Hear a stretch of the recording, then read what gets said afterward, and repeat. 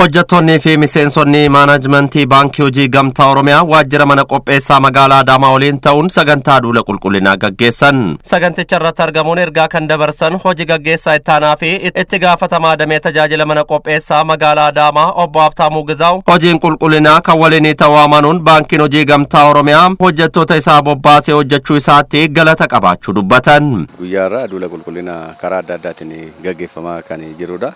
Duulli kunis kan gaggeeffamu keessaa tokkoffaa waldaa hojii gamtaa baankii waldaa hojii gamtaatiin hojjettoota isaa guutuu akka magaalaa Adaamaatti damee magaalaa Adaamaa jiru hundi isaa walitti dhufeeti kan duula kana qulqulleessaa kan hojjechaa ture. Kaayyoon isaa anis gahee koo nan ba'a magaalaa tokko qulqulluu fi bareedduu nan taasisa kan jedhurra walii gallee mari'anneeti kan waltajjii hojiin kun gaggeeffamaa jiru.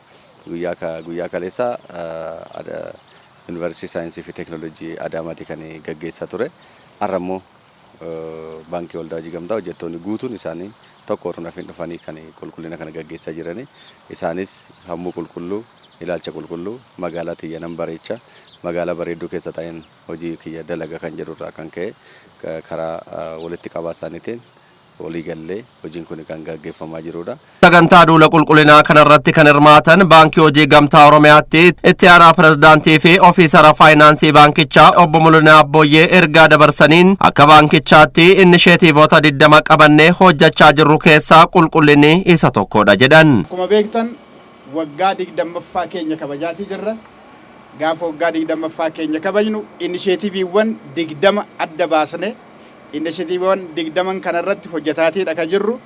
Inisheetiivii 20 adda ba'an keessaa inni tokko environmental stewardship isa jenne sanicha sochii naannoo keenya qulqulleessu. Hirmaattonni sagantaa duula qulqullinaatti qooda fudhatan gama isaaniin hojii idilee isaaniin dabalataa duula qulqullinaatti hirmaachuu isaaniitti gammadu himan. Baankii hojii gamtaa Oromiyaanii waggaa 20ffaa sababeeffachuudhaan sagantaa kana baafatee jira. Kanaaf magaalaa qulqulleessuu jechuun of qulqulleessuudha. Akka magaalaa Adaamaatti guyyaa irraa kana nus qulqullinatti hirmaannee jira. Akkuma beekamu hojjetaan baankii hojii gamtaa Oromiyaa kan magaalaa Adaamaa kana keessa jiru hundumtuu bahee bifa kanaan bifa si'ataa ta'een qulqullina kana qulqulleessee jira. Qulqullina kanarratti gammachuu guddaatu nutti dhagahamee jira.